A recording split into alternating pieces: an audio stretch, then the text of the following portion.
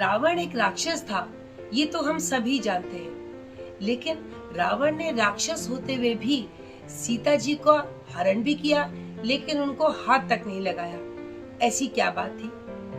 और रावण का असल में नाम क्या था? वो किसका पुत्र था? ऐसी ही सब बातें जानेंगे मेरे यानी दीप्ति के साथ, दीप्ति के झरोखे से। आप सभी का मेरे चैनल पे स्वागत है। Happy Dussehra to one and all. दशहरे शब्द संस्कृत के दशा और हरा से बना है। दशा मतलब 10 एंड दशा ऑल्सो मीन्स एनिमी एंड हरा इज हरने वाला, टू रिमूव, टेक अवे, जो शिव का पर्यायवाची भी है। तो इन दोनों के नाम से बना दशहरा, जिसमें कि एनिमी को हरा दिया गया। दशहरे को विजयदशमी भी कहते हैं। विजय मतलब जीत, और 10वें दिन जो जीत हासिल हुई हो, वो माँ दुर्गा ने राक्षस महिषासुर का वध किया था 9 दिन की लड़ाई के बाद, on the 10th day. Mahishasura असुरों का राजा था। उसने घोर तपस्या की और ब्रह्मा जी से आशीर्वाद ले लिया कि कोई मानव, दानव या जानवर उसको मार नहीं सकता। उसके बाद वो इंद्रलोक जाकर के इंद्र भगवान की गद्दी पर बैठ गया और भोले भाले लोगों का अत्याचार करने लगा। उसके अत्याचार इतने बढ़ गए कि आखिरकार भगवान ब्रह्मा, विष्णु और महेश ने शक्ति का निर्माण किया, माँ दुर्गा को, और अपने सारे अस्त्र शस्त्र दिए। महिषासुर और शक्ति के बीच 10 दिनों तक घमासान युद्ध हुआ और 10वें दिन माँ ने विजय हासिल की। इसलिए दशहरा भगवान राम, माँ दुर्गा दोनों का महत्व दर्शाता है। कहते हैं कि श्री राम ने माँ दुर्गा की उपासना की थी युद्ध लड़ने से पहले, और माँ ने प्रसन्न होकर उनको रहस्य बताया था कि रावण की मृत्यु हो सकती है तो केवल नाभि के रास्ते से। पहली बार दशहरा मैसूर के राजा ने 17वीं शताब्दी 17th सेंचुरी में मनाया था। एंड आज कर्नाटका में it is celebrated for full 10 days। And जो मैसूर पैलेस है वो 10 दिनों तक खुला रहता है for all the public to come and see the prosperity and the richness of the Mysore king. ये त्योहार भारत में ही नहीं, बांग्लादेश और नेपाल में भी बहुत धूमधाम से मनाया जाता है, और मलेशिया में तो ये नेशनल फेस्टिवल के रूप में मनाया जाता है। ये तो कुछ ऐसी बातें हैं जो हम सभी को पता है, बिकॉज टीवी में, पिक्चर्स में रावण को एक राक्षस के रूप में ही दिखाया जाता है। लेकिन रावण एक बहुत ही बुद्धिमान और तीव्र बुद्धि इंसान था, और वो राक्षस जैसा खतरनाक और भयानक नहीं था। He was very handsome in fact। Ravan के पिता एक ब्राह्मण थे और उनकी जो माता थी कैकसी, वो राक्षसी थी। तो उस समय मनुस्मृति के हिसाब से जो माँ का कास्ट थी, उस कास्ट से बच्चे का कास्ट मानी जाती थी, अगर वो mother was from a lower caste. इसीलिए वो राक्षस हुआ। पिक्चर्स में दिखाते हैं कि रावण के 10 सिर थे। उसके 10 सिर नहीं थे, उसके 10 सिर की विशाल और तीव्र बुद्धि थी, जिस कारण से उससे सब लोग भयभीत होते थे। वो बहुत ही बड़ा शिव भक्त था। He was a devotee of Lord Shiv. कहते हैं on a certain day Ravan ने कैलाश पर्वत को थोड़ा सा लिफ्ट करने की कोशिश की। कैलाश पर्वत तो शिव का वास है, तो उन्होंने अपने एक पैर से जैसे ही पर्वत को हिलने से रोका, तो उसके जो 4 आर्म था वो पर्वत के नीचे आ गया, and it started bleeding with streams of blood. तब उसने शिव जी की उपासना, उनकी पूजा करना शुरू कर दिया, और तब जाकर के शिव जी ने उसको आशीर्वाद दिया। और वो जिस तरह से चिल्ला रहा था, स्क्रीम कर रहा था, दैट वाज रावण। तब उनका नाम पड़ा रावण। रावण का मतलब है, रावण एक संस्कृत वर्ड है जिसका मतलब है roar, like a lion roars, बहुत तेज दहाड़ना, वो है उसका मतलब। तो तब से रावण का नाम रावण पड़ा।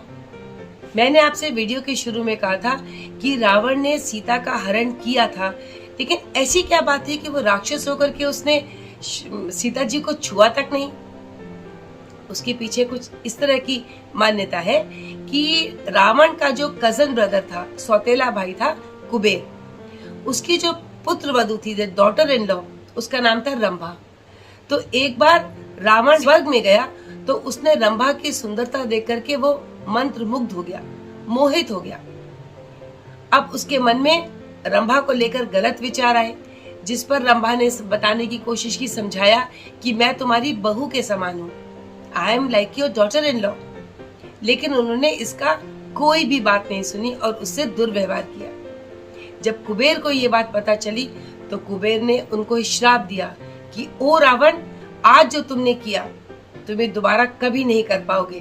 मैं तुम्हें श्राप देता हूँ कि अगर तुमने किसी भी नारी को बिना उसकी इच्छा के छू भी लिया तो तुम्हारा धड़ से सिर अलग हो जाएगा। और क्योंकि वो बात सच होने का रावण को डर था, उसने कभी भी उसके बाद किसी औरत को हाथ नहीं लगाया उसकी बिना इच्छा के। तभी वो 2 महीने तक सीता जी को हर तरह का प्रलोभन देता रहा, डराता रहा, धमकाता रहा कि अगर सीता जी मान जाए। पर जब भी रावण आता तो सीता जी एक घास का तिनका लेकर के उससे अपनी मर्यादा को रखती थी। Our thoughts should be very pure। Dussehra प्रतीकात्मक रूप से अगर देखें तो अपनी बुराइयों को खत्म करने का त्योहार भी है, जिसमें पाप, क्रोध, मोह, लोभ, घमंड, अमानवता, स्वार्थ, अन्याय, अहंकार और जलन, ये हैं असल मायने में रावण के वो गुण जिनको कि मारने के लिए, खत्म करने के लिए श्री राम ने उनका वध किया। रावण बहुत ही घमंडी राक्षस था और वो अपने आप को भगवान से भी बड़ा समझता था। तो आओ एक छोटी सी उसकी एक वीडियो देखें कि वो अपने आप को क्या समझता था। मैं रावण हूँ, प्यार से मुझे लोग दशानन बुलाते हैं। मेरे माँ बाप ने मेरा नाम दशानन रखा था, पर भय से लोग मुझे रावण कहते हैं। रावण हूँ मैं, मेरे जैसा पराक्रमी दूसरा नहीं हो सकता। सारे ऋषि, मुनि और देवता मुझसे भय खाते हैं, मुझे कोई मार नहीं सकता। सारे ब्रह्मांड में मेरा ही नाम है, जो मुझसे टकराता है चूर चूर हो जाता है।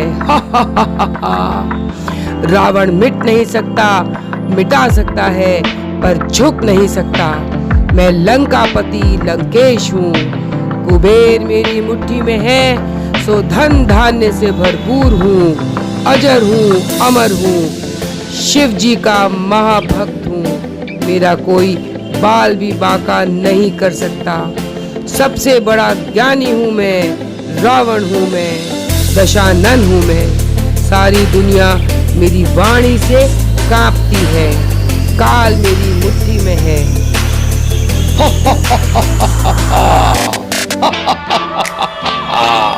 लेकिन हमको अपनी इन सब बुराइयों को खुद ही जहां तक हो सके कम से कम करते चले जाना चाहिए। और यही असल मायने में दशहरा मनाने का महत्व है। दूसरों की कमियां नहीं, अपनी कमियों को देखें, समझें और उनसे छुटकारा पाएं। और मुझे कमेंट सेक्शन में लिख के बताइएगा कि रावण के पिता का क्या नाम था और उनका नाम, रावण का नाम असली में क्या रखा गया था। ये 10 पाप हैं जिनका कि राम जी ने रावण को मार के अंत किया। कहते हैं ना, किसी में कितनी भी अच्छाइयां हो, लेकिन अगर एक बुराई है तो वो सारी अच्छाइयों पर हावी हो जाती है। तो हमें ये कोशिश करनी ही चाहिए कि हम अपनी कमियों को कम से कम करते चले जाएं, लेकिन दूसरों में कमियां न ढूंढें। Try to find faults in our own selves, then only we can improve। अगर हर व्यक्ति ये सोचने लगे कि मुझे अपनी कमियों को ठीक करना है, तो सारी कमियां तो खुद ब खुद समाप्त हो जाएंगी। Why should we preach? We should practice, isn't it? तो इस दशहरा हम सब लोग यही प्रण करते हैं कि एक एक करके हर दशहरे पर अगर हम एक अपनी पाप, अपनी गलती को या अपनी कमी को सुधारेंगे तो 10 सालों में 10 कमियां अगर सुधर गई, then we are a very wonderful person, isn't it? तो हमेशा ध्यान रखिए, be positive, of course not with corona। इस कोरोना के टाइम पर be positive बहुत डर लगता है, लेकिन हमारा thought should always be positive. और एक बात चलते चलते आपको बताऊं कि दशहरे को मौसम के साथ भी जोड़ा जाता है। दशहरा आते आते जो खरीफ की फसल है, जिसमें सोयाबीन, मूंगफली एंड जौ एंड तिल, इन सब की कटाई होती है, जो कि हम सर्दियों में खाते हैं। और दिवाली के बाद रबी की जो फसलें हैं, रबी फसलें, उनकी बुआई होती है, जिसमें गेहूं, जौ, सरसों, चावल, इन सब चीजों की। तो हर त्योहार किसी न किसी हमारे जो डे टू डे एक्टिविटीज है उनको भी इंडिकेट करता है ना। दशहरे का त्योहार बहुत ही मजेदार। तो हम सभी लोग खुशी खुशी अपने अंदर के रावण को जलाए, निकाले और राम को अपने अंदर ग्रहण करें। And I hope you all are enjoying my videos. इसी के साथ आप लोगों से विदा लेती हूँ। आप सब लोगों को दशहरे की हार्दिक शुभकामनाएं।